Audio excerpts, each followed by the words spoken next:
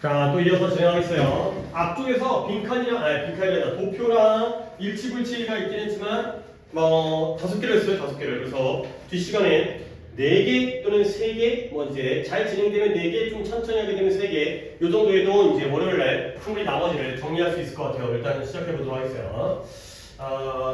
하여튼, 지금 이제 우리가 복습이다 보니까, 어찌 보면 처음 할 때 되게 자세히 했어요. 거의 하루에 네 개씩만 했잖아요, 네 개씩. 그러다 보니까, 한 지문을 거의 30분 가까이 하다 보니까 필기하고 거의 다 했고, 그 다음에 이제 내가 이제 뭔가 내용만 정리해드리고 이제 뭐로 나올지에 대한 어떤 예상, 그런 관점도 보자. 이 정도 하다 보니까 훨씬 더 시간이 빨리 끝나는 것 같아요. 자, 31번입니다. 얘는 뭐냐? 그러니까 내 자신이죠. 내 자신과 관련된 경우에는 더 마음에 와닿고 오랫동안 기억이 나고 우리에게 좀 더 영향력을 미치는 이런 상황이 되겠어요. 그러니까 뭔가 동떨어진 외딴 얘기보다는 내와 관련되어 있는, 마지막으로 하버드의 로스쿨에서 얘기가 나오죠. 그러니까 그냥 어떤 통계치 같은 경우에는 굉장히 추상적인데 너희들 중에 한 명은 중퇴할 거야, 내년에 여기 없을 거야, 이러면 마음에 확 와닿아가지고 그게 좀 더 영향력을 미친다, 이런 내용이 되겠어요. 거의 다 이제 예시가 좀 많긴 하죠. 함축적 의미로도 나올 수 있기 때문에 봐두라고 했어요. 이걸 가볼게요. 우리는 에니토트 에피소드 1화예요. 낯선 사람에 대한 일화는 까먹어요. 왜 그러냐면 그것이 거의 관련성이 없어요. 근데 무엇과 우리의 존재하는 연상, 내 머릿속에서 기존에 존재하는 그런 연상작용 속에서는 거의 관련성이 없기 때문에 낯선 사람에 대한 일화는 까먹어요. 그러나 우리는 잊지 않을 거죠. 하나의 이 가십, 험담, 뒷얘기, 누구에 대한? 우리 사촌에 대한 뒷얘기는 까먹지 않는다가 되는 거죠. 결국 낯선 사람에 대한 일화는 까먹지만 사촌에 대한 험담은 까먹지 않는다는 건 낯선 사람과 사촌 중에서 누가 더 나랑 가까워? 사촌이 더 가깝기 때문에 나와의 관련성이 있기 때문에 잊지 않는다가 되는 거죠. 조금 어려운 단어도 있긴 했지만 일화, 사건, 에피소드고요. 어소시에이션이 관련성보다는 여기서는 연상, 기존의 연상이라는 게 머릿속으로 생각하는 연상작용이에요. 그러니까 머릿속으로 사촌은, 사촌의 경우에는 걔네 엄마가 우리 고모고 아빠랑 형제고 내가 태어났으니까 사촌이구나, 이런 연상작용이 이루어지는데 낯선 사람의 경우에는 그런 연상작용이 이루어지지 않기 때문에, 이 연상과의 관련성이 없기 때문에 이 낯선 사람의 이야기를 까먹게 되는 거죠. 첫 번째 사례 끝났고요. 그래서 there's one complex network, 하나의 복잡한 연결망이 존재한다는 거야. 근데 그 연결망이 뭐냐? 더 크고 더 빨라요. 근데 뭐하기에? 우리가 access, 접근하기에 더 크고 빨라요. 근데 무엇보다도 다른 어떤 것보다도 더 크고 빠른 연결망, 그게 바로 뭐다? the self, 내 자신, 내 자아라는 연결망. 내 자아라는 연결망이 가장 크고 가장 접근하기가 빠르다는 거죠. 그러니까 나와 관련되어 있으면 모든 것들이 그 안에 포함되어져 있는, 모르는 사람의 연결망은 굉장히 작게 느껴지고 나와의 연결망, 나와의 어떤 인간관계, 인맥이라든가 이런 것들은 굉장히 크게 느껴지는 이런 상황이 되는 거죠. 그래서 이제 중딩 얘기 나오죠. 그러니까 흐름이 괜찮아요. 그치? 흐름이. 그래서 대학 실제로 in fact 여기죠. We've been thinking, 우리는 생각해 오고 있죠. 근데 뭐에 대해서? 이 우리의 평생, 전체의 삶 동안 우리 자신에 대한 생각을 해오고 있다는 거예요. 살면서 우리는 우리 생각을 제일 많이 한다는 거죠. 그래서 중딩 얘기 나오는데 실제로 몇 년간, 전체적인 몇 년간이 있어요. 중학교 1학년, 2학년, 3학년, 1년 내내가 쌓여서 전체적인 몇 년간이 존재하는데요. 그때가 언제냐? 중학교 때. 중학교 때 그 전체적인 몇 년간이 있었다는 거예요. 근데 그 몇 년간 우리는 뭐 했냐면 when, 관계부사로서 years를 꾸며주죠. 중학교라고 해도 상관없어요. 중학교 내내 그랬으니까 관계부사라는 체크만 돼 있으시는데요. 그 중학교 시절 동안 바꾼다면 얘들아, 내가 요즘에 이런 것들은 이제 2학년이다 보니까 이런 세부적인 문법은 잘 안 나오기도 하고 우리가 또 이제 독해 위주다 보니까 하지만 이미지 바뀌는 거죠. 관계부사가 전치사 플러스 관계대명사 바뀌는 거 정도는 우리가 알아주고요. 전치사 갖고 막 애달아 할 필요 없고 이렇게 바뀐다는 거 정도는 알면 돼요. 그 중학교의 그 몇 년간 우리는 뭐 했다? We weren't capable of it. 우리가 뭐 할 수 없었다? 그 외의 많은 것들에 대해서는 생각할 수가 없었던 그 중학교 때의 몇 년간이 존재를 했다가 되는 거죠. 오케이? 이때 much else도 그 밖에 많은 것들에 대한 생각을 못했다는 것, 뭘 빼고 그 밖에요? 내 자신 이외가 되는 거죠. 자신 이외의, 자신 외에는 내 자신 말고는 많은 것들을 생각하지 않았다는 거죠. 그래서 자, 그래서 그러므로 만약에 새로운 정보의 조각, 새로운 정보 한 조각이 has something to do with 많이 했던 거죠. 우리와 관계가 있다면 아주 작은 정보조차도 우리와 관계가 있다면 그 정보는 좀 더 쉽고 thoroughly가 뭐였어요? 철저하게 처리되어질 것이다. 그러니까 되는 거죠. 나와 관련된 정보는 다 쉽고 철저하게 완벽하게 처리가 이루어진다는 거예요. 오케이, 중학교 얘기하고 여기까지고요. 그리고 이제 그 다음 문장, 그것이 hit closer to home이라는 하나의 관용 표현이고요. 뭐라고요? 마음에 와닿다. 마음에 와닿는 거야. 좀 더 절실하게 느껴지는 거죠. 그래서 그것이 마음에 훨씬 더 와닿는 거예요. 근데 뭐보다 우리의 실제의 집보다 집이라는 관용 표현이 있기 때문에 이 집과 비교하는 건데 결국 뭐다? 집은 물리적인 집이고요. 이때 그것은 뭐죠? 이런 게 놓치게 되면 또 허를 찔러가지고 뒤통수 맞게 되는 거야. 정보는 정보인데, 그쵸? 잘했어요. 정보는 정보인데 우리와 관계가 있는 정보가 되죠. 하지만 정보 잘했어요. 인포메이션이에요. 결국 나와 관련된 정보가 훨씬 더 내 마음에 가까이 와 닿는다는 거죠. 뭐보다 내가 살고 있는 이 집보다 오히려 이 집보다 나와 관련된 정보가 나한테 좀 더 마음에 와닿는다가 되는 거죠. 결국 함축적 의미로 나왔을 때는 결국 이 정보가 우리에게 좀 더 관련성이 있을 때 쉽게 처리가 된다는 앞문장을 가리키는 걸로 문장을 고르거나 만드시면 되겠어요. 그러다 보니까 우리가 사는 집보다 나와 관련된 정보가 훨씬 더 우리에게 와닿는 결과가 뭐냐면 우리가 집으로부터는 휴가를 떠날 수가 있지만 우리 자신으로부터는 휴가를 떠날 수가 없는, 내가 휴가를 가면 이 집은 멀었지만 나와 관련된 정보는 내가 계속 몰고 다니니까 안고 다니기 때문에 멀어질 수가 없다가 되는 거죠. 오케이? 그래서 내가 그때 얘기했죠? 이때 우리의 집은 actual home이에요? 관용 표현의 home이에요? actual home이죠. 실제 집으로부터는 멀어질 수 있지만 하지만 우리 자신으로부터는 멀어질 수가 없다가 되는 거죠. 오케이. 그래서 가장 효과적인 의사소통가, 뭔가 이제 말하는 사람들, 의사소통가들이 방법을 찾는데요. 뭘 방법이냐? 추상적인 것을 개인적으로 만들어주는 방법을 찾는다가 되는 거죠. 오케이? 그러니까 당연히 추상적인 걸 개인적으로 하는데요. 만약에 낯선 사람과 사촌 중에서는 뭐가 추상적인 거예요? 낯선 사람이 추상적인 거고요. 사촌이 개인적인 거예요.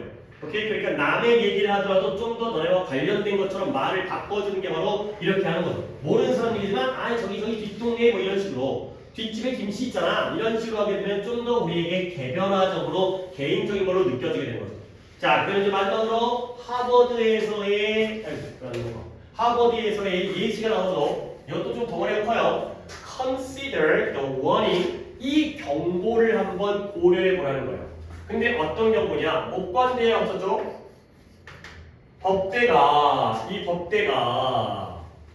이 첫 번째 1학년 학생들에게 동기부여하기 위해서 주었던 그러한 경고죠. 하버드가 아니었네요. 하버드는 내 머릿속에 그냥 착각이었고요. 그냥 법대가. 근데 뭐에 관련하여? 그 법대의 프로그램의 rigors에 관련하여. 이 컨디셔닝이 뭐뭐에 관하여 regarding이죠. regarding. about 써도 되는데 뭐뭐에 관하여 regarding.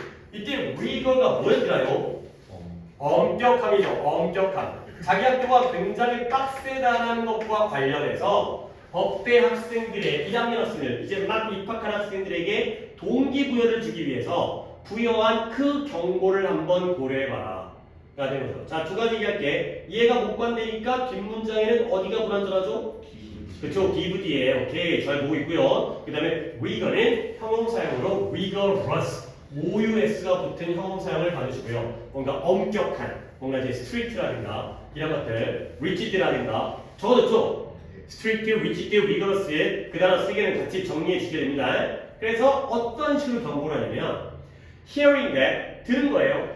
1학년 때의 중퇴율이 drop out, 중간에 학교를 그만두는 거 중퇴율이 30%입니다. 라는 걸 듣는 것은 추상적인 통계 자료일 뿐이라는 거예요. 33%가 중간에 이제 그만둬봤죠? 뭐 어쩔 나만 아니면 돼가 되는 거죠. 근데 이게 바로 추상적인 통계치니까 효과가 없고요. 와닿지가 않고요. 다음 게 와닿는 거지. Look to your left. 너의 왼쪽을 봐라. 너의 오른쪽을 봐라. 그러면 니네 셋, 너의 왼쪽, 오른쪽 너까지 3명 중에 한 명은 다음 가을 학기, 얘네들은 가을에 학기가 시작되니까 내년이란 얘기죠. 다음 학년에 우리와 함께하지 못할 것이다. 이 표현, 여기부터 여기까지, 그러니까 이 문장이 하나의 주제가 되면서 이게 자를 깨운다, 일깨운다, 마음에 와닿는다가 되겠어요.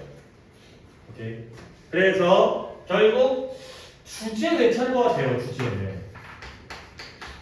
그 다음에 순서도 괜찮죠. 덩어리가 좀 많아가지고 잘게 쪼갤 수가 있기 때문에. 그 다음에 뭐 이런 거는 조금은 이제 예상 밖에 하지만 함축적 의미. 이거 hit even closer 요 문장 가지고 함축적 의미를 만들어내는 쪽으로 해주시면 되겠어요. 야, 주제를 만들 때 키워드만 좀 잡아드릴게요. 뭐냐면 결국 아니 뭐 사례들 뭐 법대 이런 게 주제에 나오진 않을 거 아니야. 우리가 무엇과 관련성이 있어야 되냐면 우리의 기존의 연상과 관련되어져 있어야지 영향을 받는 거야. 그죠? 그 다음에 우리에게는 굉장히 크고 빠른 연결망이 있죠. 네트워크도 주제 쪽에 포함될 수 있어요. 그 연결망이 바로 셀프다. 셀프가 제일 중요한 단어이긴 하지. 내 자신. 그 다음에 중딩 건너뛰고요. 그 다음에 우리와 관계가 있을 때 좀 더 철저하게 처리가 되어지고요. 그 다음에 집에서 떠날 수 있지만 우리 자신을 떠날 수가 없고요. 결국 추상적인 건 플러스 마이너스 개인적인 게 플러스가 되는 거예요. 효과적으로 의사소통을 하려면 아무리 추상적인 거라도 개인적으로 만들어줘야지 애들한테 먹혀. 되는 거죠. 이런 것들이 주제의 키워드가 되는 거예요. 그 다음에 법대에서는 뭐 엄격함 이런 게 주제는 아니니까 추상적인 통계 자료보다는 자신을 일깨우는, 자신에게 영향을 미치는 이런 것들이 효과적이다. 이렇게 하면은 주제가 되는 거고요. 그리고 순서 같은 경우에는 아까 얘기했듯이 낯선 사람, 사촌, 중학교 때, 그 다음에 마음에 와다, 그 다음에 뭐 법대 얘기 이렇게 얘기하게 되면 이제 흔서까지 맞는 거니까 이 정도로 대비를 해주시면 되겠어요. 오케이, 그 다음은 뭐 어때요? 얘도 그러니까 스티브 잡스예요. 얘도 그럼 명확하죠. 얘는 가장 키워드가 뭐였어요? 과거의 사무실 물리적 공간과 가상의 그런 사무 업무 공간 사이의 무엇? 유사성, analogy. 뒤에 나오는 parallel. 이런 유사성과 이제 평행. 요게 가장 키워드였어요. 굉장히 비슷한, 물론 다르지만 굉장히 비슷한 점이 있기 때문에 그 유사성을 활용해갖고 마케팅을 하니까 사람들이 낯설지 않게 자연스럽게 그 새로운 기술과 환경을 받아들이게 되는 뭐 이런 거예요. 스티브 잡스가 그렇게 잘했다는 거지. 이런 프레젠테이션 하면서 가장 중요한 건 키워드가 유사성이 되고요. 가볼게요. 스티브 잡스가 이런 유사성, 물론 비유라는 뜻도 있지만 유사성을 사용했어요.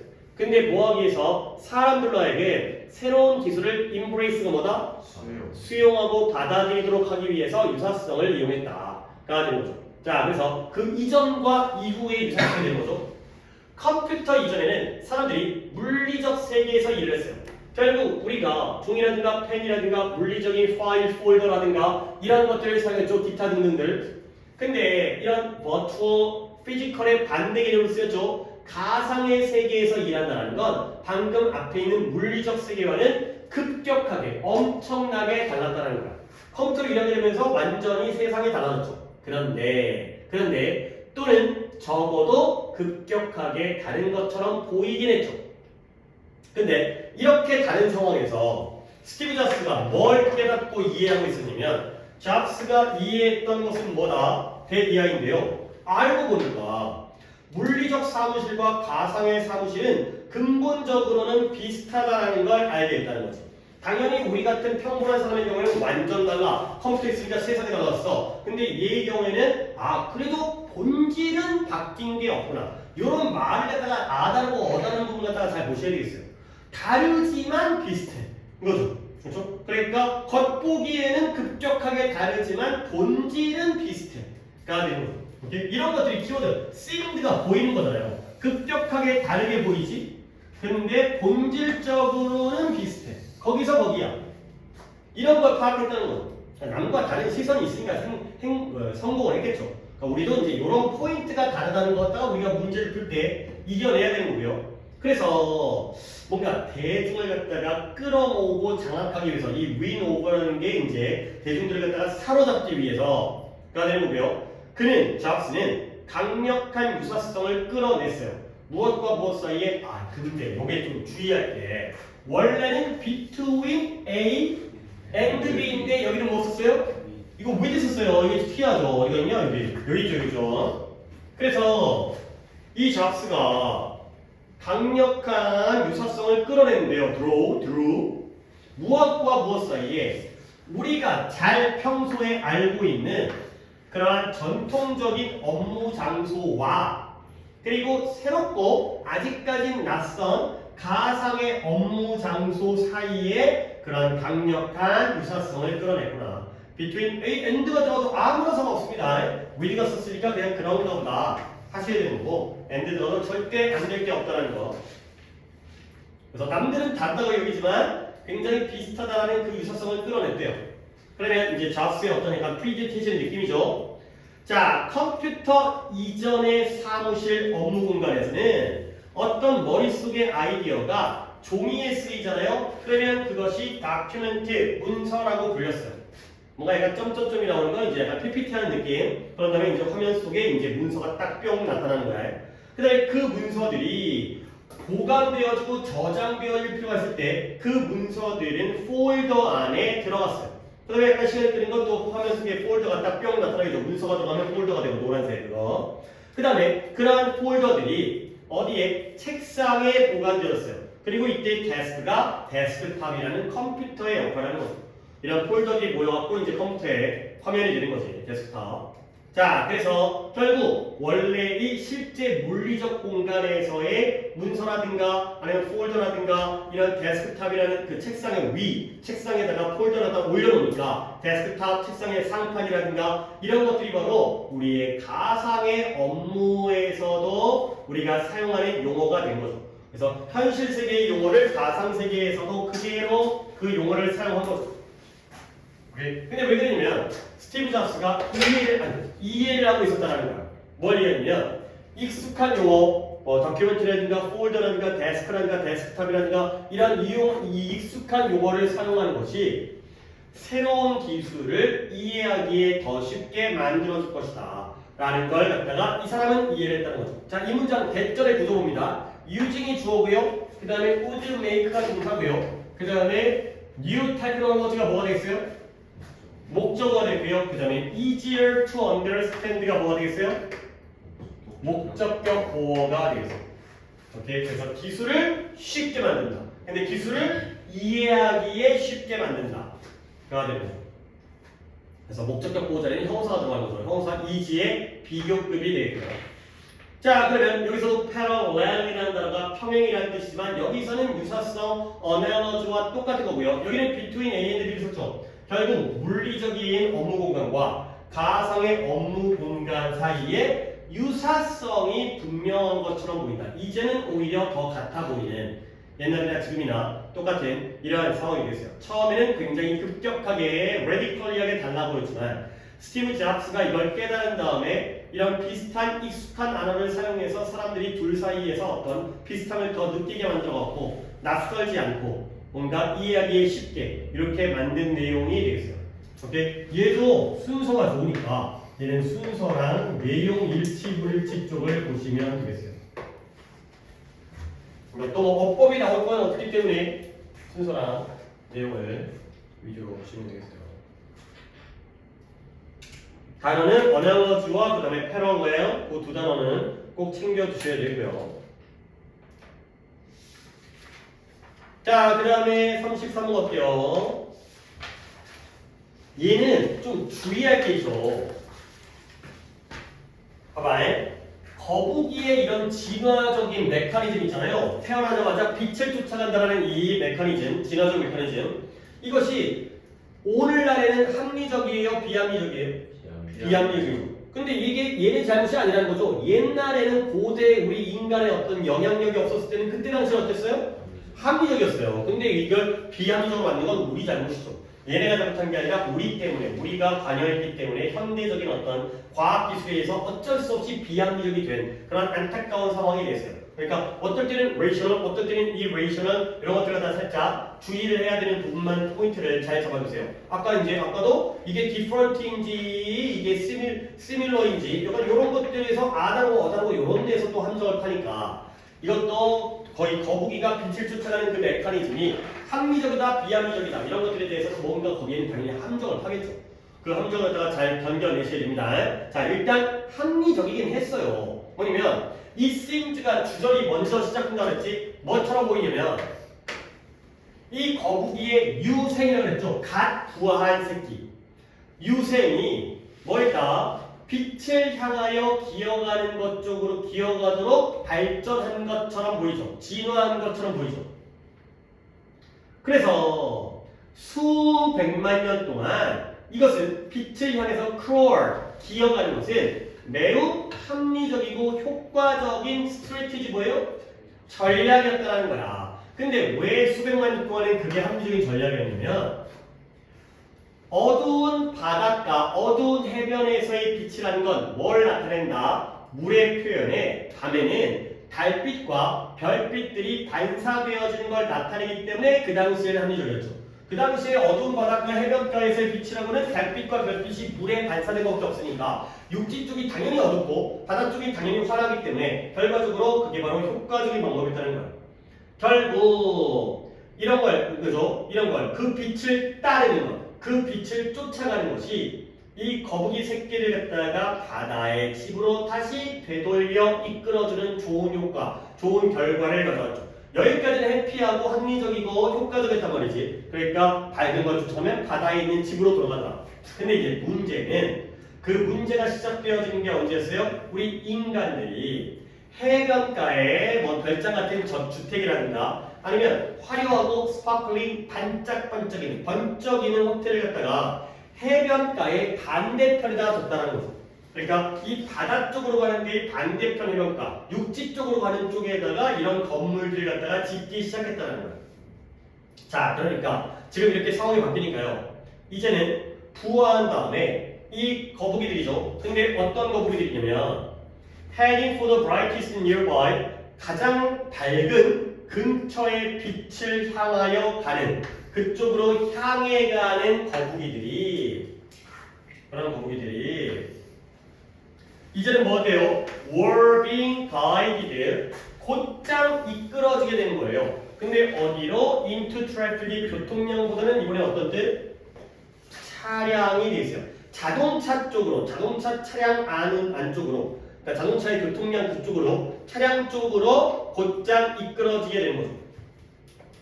그러니까 이제는 근처에 가장 여전히 이제 바다 쪽에서는 달빛과 별빛이 반사되지만 그보다 훨씬 더 밝은 호텔빛, 그 다음에 뭐 별장이라든가 이런 쪽을 가게 되다 보니까 결과적으로는 이제 바다로 들어가는 게 아니라 교통 쪽으로, 차량 쪽으로 곧장 이끌어지게 되는 그런 상황이 되겠어요. were being guided, 과거 진행 시제의 수동태가 되는 거죠. 그렇죠? 그러니까 이것도 순서는 다 좋아요. 지금 흐름이 좋은 건.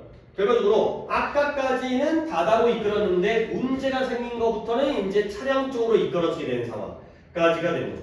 자, 그럼 이제 여기가 말이 이제 약간 조심해야 될 부분입니다. 자, 그렇다면 이런 자기 파괴적인 거북이들, 바다 거북이들은 타고난적으로, 태생적으로 비합리적인가? 얘네들은 원래부터 비합리적으로 태어나는가? 맞다라는 거죠. 얘네들은 태어날 때부터 본능적으로 이걸 쫓아가기 때문에 비합리적으로 태어난 거야. 근데 그 맞는 건 언제예요? 현대 세계에서만. 현대적인 세상에서는 비합리적이라는 거예요.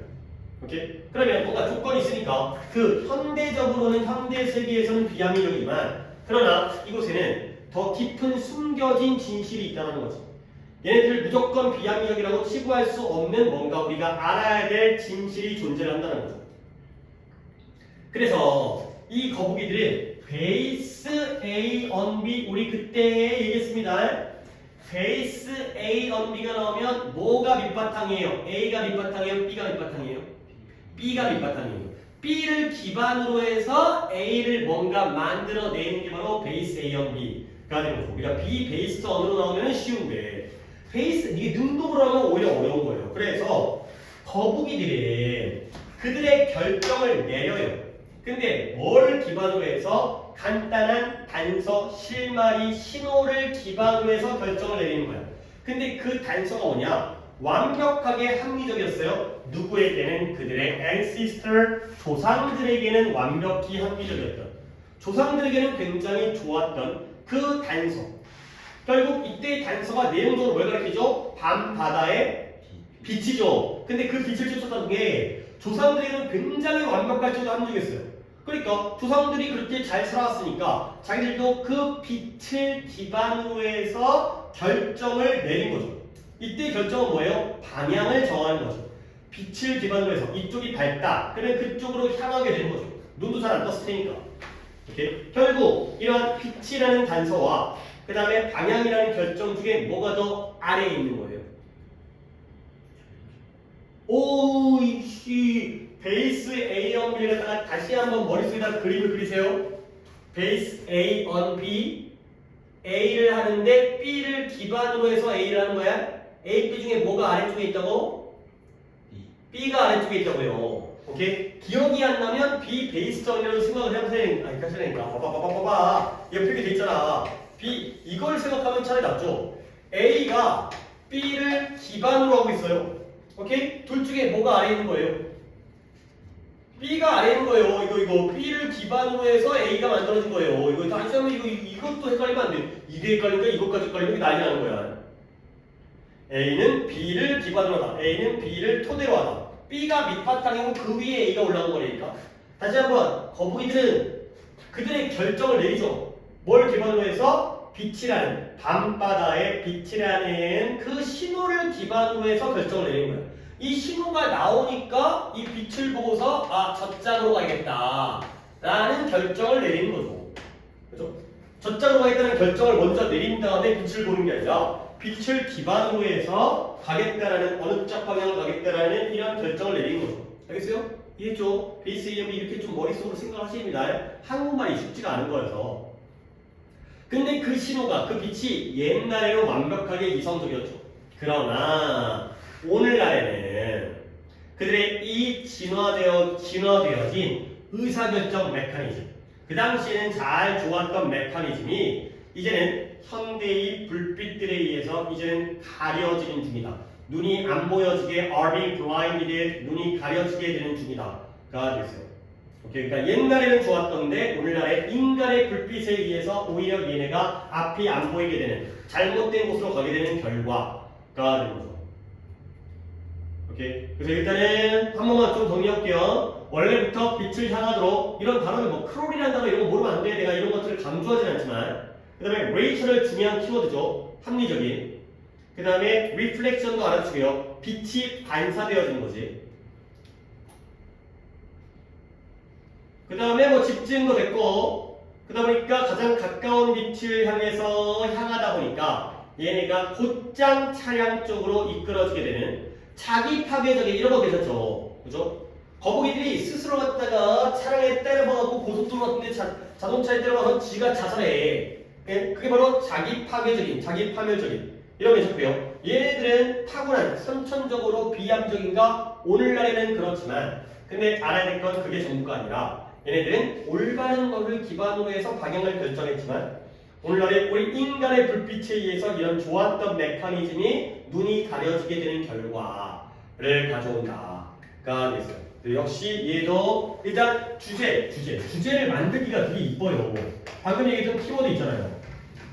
그래서 거북이의 진화적인 메커니즘, 빛의 반사를 향하는 거, 근데 이게 합리적이냐, 이성적이지 않느냐, 근데 그것이 인간의 어떤 과거라든가 인간의 이런 현대적인 불빛에 의해서 좋았던 게 나빠지니까 요약도 괜찮아요. 요약. 그 다음에 내용 일치를 보시면 되겠어요.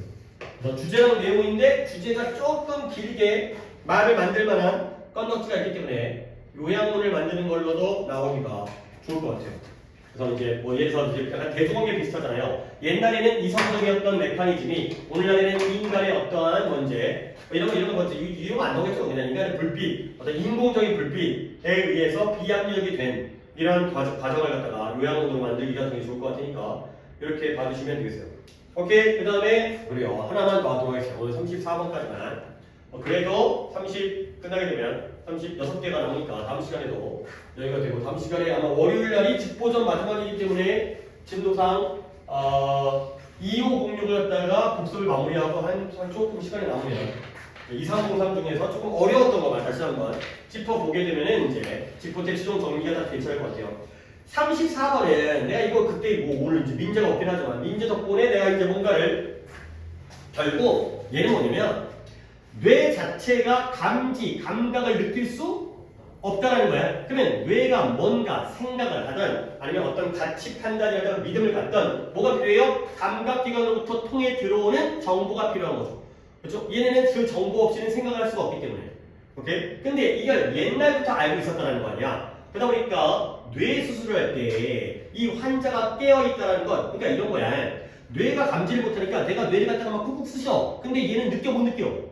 못 느끼는 거지. 뇌를 갖다가 막 이제 막 밝게 이제 안 보이니까 집중 조명해도 얘가 뭐 선생님 뜨거워요, 뭐 너무 밝은 것 같아요 이걸 못 느끼는 거지. 근데 그럼에도 불구하고 깨어 있는 게 가능한 이유가 뇌가 못 느끼기 때문에. 근데 그게 도움이 되는 부분이 깨어 있다 보니까 이제 이 부분을 봤을 때 뇌가 느끼는 게 아니라 이 사람의 어떤 변화라든가 이런 것들을 갖다가 심장이 콩닥닥 뛰네? 갑자기 몸이 반응하는 거잖아. 이런 것들을 갖다가 알기 위해서 여기가 심장이구나, 여기가 감정이구나 이런 것들을 갖다가 그 부분을 분리하는 데 도움을 주니까 깨어 있어도 되는데 깨어 있는 게 더 도움이 된다. 근데 솔직히 거기까지 물어볼 이유는 없어요. 그죠? 그것까지 물어보려고 문제를 내기에는 어색하긴 하지만 시험 보러 갈 때는 마음이 안심하고 난 다 안다, 내가 모르는 건 안 나온다 이러고 가야 되기 때문에 거기까지 정리를 해드렸어요. 그러니까 그 부분이 막 핵심 부분은 아니지만 결국 이거는 도움이 된다보다는 우리에게 더 중요한 건 뭐예요? 깨어 있어도 상관이 없다가 우리에겐 더 중요한 정보예요. 이게 뇌가 직접 빛이라든가 소리를 듣지거나 촉각을 못 느끼니까 환자가 깨어 있어도 뭐 아프거나 고통스러움을 느끼지 않는구나. 거기까지가 우리는 주제에서 필요한 정보고요. 도움이 되는 건 좀 약간 오버했죠. 도움되는 것까지 고민하는 건 약간 오버 부분입니다. 자, 가볼게요. 그 주제는 계속 같은 얘기입니다. 감각기관의 유일한 경로예요. 뭐에? 의사소통에. 누구랑 누가 의사소통하는 거예요? 뇌랑 외부 세계가. 뇌가 외부 세계를 직접적으로 겪는 게 아니라 이러한 감각기관, 시각, 청각, 후각, 미각, 촉각이라는 5가지의 감각기관, 눈이라든가 귀라든가 코라든가 입이라든가 피부라든가 이런 걸 통해서 외부 세계와 연결되어지니까 감각기관이 뇌랑 외부 세계를 연결해 주는 거야. 오케이? 이해죠? 자, 그 다음에 간단히 말해서 뇌는 스스로는 감지하도록 설계되어지지 않았다는 거야. 뇌는 sense on its own은 할 수가 없다는 거예요. 자, 그러다 보니까 예를 들어서 노출되어진 뇌를 갖다가 머리를 까가지고 뇌가 바깥으로 드러났어요. 근데 이 노출되어진 exposed brain은 neither A nor B 이러한 자기한테 비춰지는 빛을 감지할 수도 없고요. 빛을 보면서 눈부셔, 눈 감어 이거 아니고요. 그 다음에 그것을 건드리는, 접촉하는 무언가를 느끼지도 못한다가 되는 거죠. 일단 이건 쉽긴 한데 neither A nor B가 되는 거죠. 너무 딱 이쁘게 나왔어요. 이쁘게. 그러니까 뇌는 결국 A도 못하고 B도 못하는 거야. 병렬도 너무 딱 깔끔하게 나왔죠. sense가 A고요. feel이라는 동사 원형끼리 would 뒤에 걸렸으니까 조동사 뒤에 나오니까 sense라는 원형과 feel이라는 동사 원형의 병렬인 거예요. 그리고 조금 더 구체적으로 얘기하면 빛은 빛인데 그것에 비춰지는 빛이죠. 이때 그건 뭐라고요? 뇌가 되고요. 무언가는 무언가인데 그것을 건드리는 무언가죠. 그건 뭐라고요? 뇌가 되겠어요. 뇌한테 빛을 비춰도 그걸 갖다가 감지하지 못하고요. 뇌를 갖다 뭔가로 건드려도 그걸 느끼지 못한다가 되는 거죠. 오케이. 자, 그러다 보니까 실제로 환자들이 뇌 수술 동안 서저리가 이제 외과 수술, 뇌 수술 동안 깨어 있는 상태가 유지되어지는 게 되겠어요. 아, 요런 것도 다시 한번 봐야겠다. 이게 뭐냐면 환자들이 종종 깨어 있는 상태가 유지되어지죠. 이게 수동태인데 원래 문장이 원래 문장을 생각해볼까요? 원래 문장은 뭐 의사들이 되겠죠. surgeon. 외과 의사가 뭐 할까요? 능력 들어갑니다. keep 이게 되고요. keeps가 되겠죠. 단수로 생각하고 있으니까. 그 다음에 누구를? patient를, 환자들 뭐 하도록? 왜 그쵸? 이 상태인 거예요. 오, 잘 보네. 이거 안 했는데 결국 이 문장 몇 형식이죠? 5형식. 그래요? 이야, 니네 진짜 잠깐만, 갑자기 잘하는데? 잘했어. 오, 뭐 좀 이게 보람이 있는데 이게 몇 번, 그러니까 여기서 안 해도 딴 데 했는데 그게 보람, 딴 데서 했는데 여기서도 알면은 그게 얼마나 좋은 거야. 그렇지? 그걸 외우는 게 아니라 내가 원리를 아는 거잖아. surgery 주어고요, keeps가 동사고요, patients가 patients가 목적어고요, awake가 목적격 뭐예요? 오케이? 의사가 환자들을 깨어있는 상태로 유지하죠. 유지하는 건 의사, 깨어있는 건 환자. 이 상태에서 얘가 수동태가 되니까 환자가 깨어있는 상태로 유지되어진 거죠. 누구에서? 의사에서 생략되어 있는 거죠. 오케이? 그러니까 지금 내가 이게 얘기하는 거예요. 이게 바로 보호자리라는 거야. awake가 보호자리라는 거죠. 그러니까 이런 거 갖다가 좀 염두를 두셔야 되는 거예요. 이런 거를. 그러니까 뇌 수술을 하게 되면 뇌를 깔 거 아니야. 뇌가 노출되어질 거 아니야. 근데 노출되어져도 뇌에서 막 이제 칼 가지고 가위로 자르고 그 다음에 막 이제 서로 옆에서 얘기하고 그래도 이제 환하게 조명 비추고 해도 얘네들 환자들이 깨어있어도 아무런 걸 못 느낀다는 거죠. 그리고 이제 이 오버되는 부분이 이거죠. 그것이 이 앞문장 전체였죠. 깨어있는 것이 이 의사로 하여금 뇌의 구체적인 특정한 구역을 분리하는 거에 도움을 준다가 되는 거죠. 뭐 진짜 분리한다고 해가지고 딱 잘라가지고 분리하는 게 아니라 여기가 여기구나, 여기가 여기구나, 구분하죠. 이게 이쪽과 관련돼 있구나. 이거 잘못 건드렸네. 뭐 이런 것들을 갖다가 알 수가 있다는 거죠. 뇌가 직접 반응하는 게 아니라 뇌의 어떤 기능에 의해서 사람이 깨어있는 사람이 반응을 한다. 그러니까 이 관련성을 알고 있다. 여기까지는 그냥 대비를 위해서, 혹시 모를 대비를 위해서 알아주고요. 근데 우리에게 더 중요한 건 솔직히 컴마 찍은 위치에서 앞문장 전체가 선행사라는 거. 환자가 깨어있는 상태로 유지되어져 있는 게 의사를 도와준다는 거지. 그게 더 중요해, 솔직히. 그리고 help니까 여기가 원형들은 투부정사 가능하다는 거. 그게 더 중요해. 대비는 해놓지만 이 help의 의미가 그렇게까지 중요한 거 아닙니다. 깨어있는 상태로 유지가 가능하다는 게 우리에게 더 필요한 거야. 이 글의 주제와는.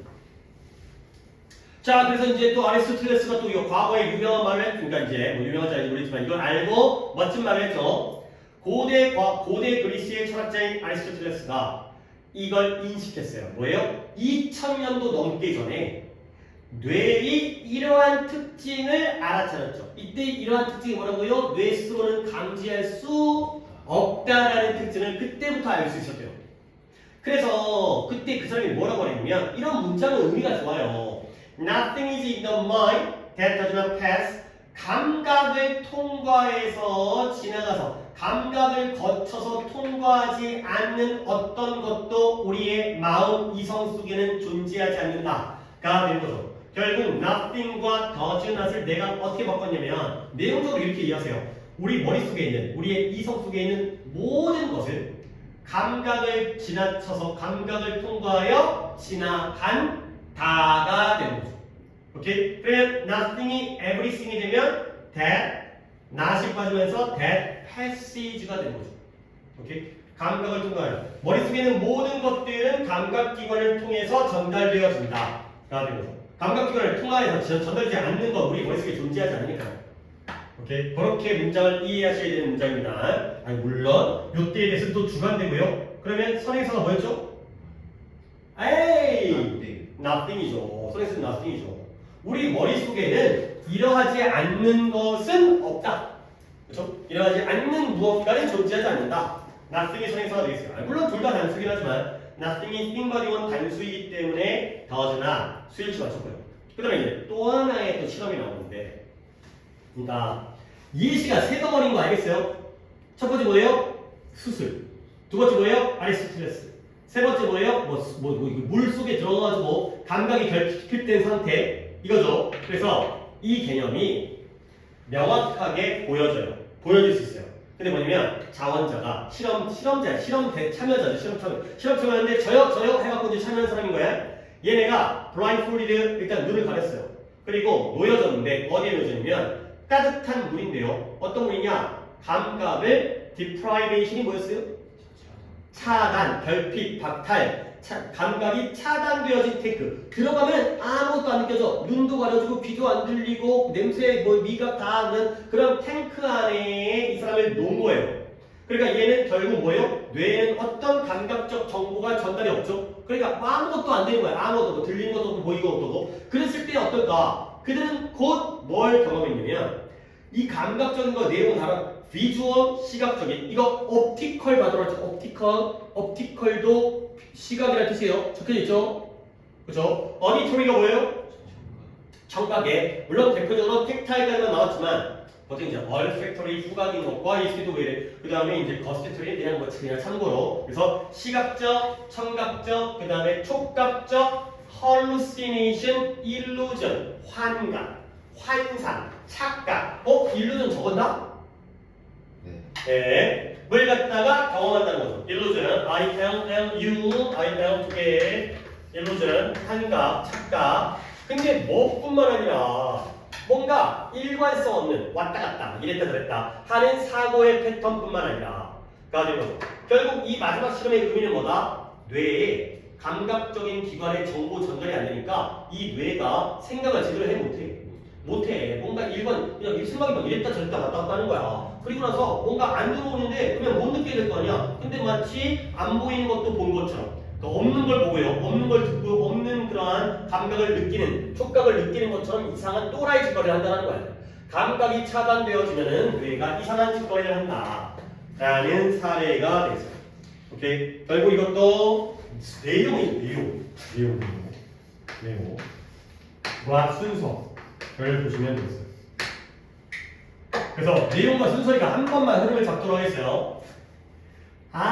감각기관이 세상과 뇌를 연결시켜주는구나. 감각기관 없으면 뇌는 이제 시체구나, 시체. 간단히 말해서 뇌는 스스로 감지를 못하네. 자, 예시 3개 나왔다고 했죠? 노출되어진 뇌가 빛과 어떤 촉각을 못 느껴요. 그러니까 뇌 수술할 때 환자를 깨워주는 거죠. 그게 또 더 도움이 되는 면이 있기 때문에.